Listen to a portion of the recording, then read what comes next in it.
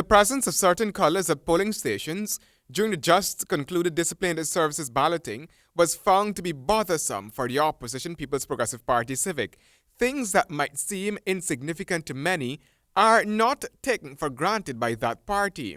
A number of unsettling symbolic colors of a political nature were observed at polling places. These included the following: green colored tablecloths covering the polling tables at polling stations at major GDF locations.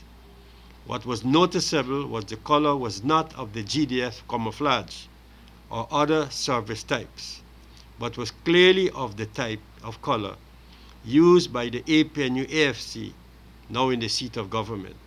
Pppc General Secretary Clement Roy. According to Mr. Roy, even at some polling places located at police force stations, the presence of green was noticeable. Green luggage is also too much for the Pppc to take. Large shopping bags of a green color were on the polling tables or otherwise prominently displayed by female polling agents of the APNU-AFC at most of the polling stations. The United States Embassy Charge Affairs here in Georgetown, Brian Hunt, had shared with Nightly News that he was of the strong belief that it is time Guyanese progressed beyond mistrust. Well, the tablecloths that were on the polling places I was at Brick Dam were white, so I don't think that belongs to any political grouping unless I've missed someone. But I think it is important that we start to move beyond paranoia.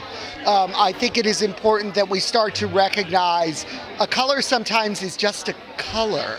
I chose to wear light blue tonight. Doesn't signify anything other than this is what I pulled out of my wardrobe this morning. And I think that holds true for a lot of people. A lot of people want to impart meaning where no meaning was intended. Well, we don't agree with that. We don't agree with that. We live here in Guyana. We know what are the sensitivities in respect to elections, whether they're general and regional elections or local government elections. He's free to express an opinion, but that opinion wouldn't carry any weight insofar as our views on these matters are concerned. The party had complained too that all of the polling desk designators of GCOM staff were prominently embossed in a green roundel with a yellow interior.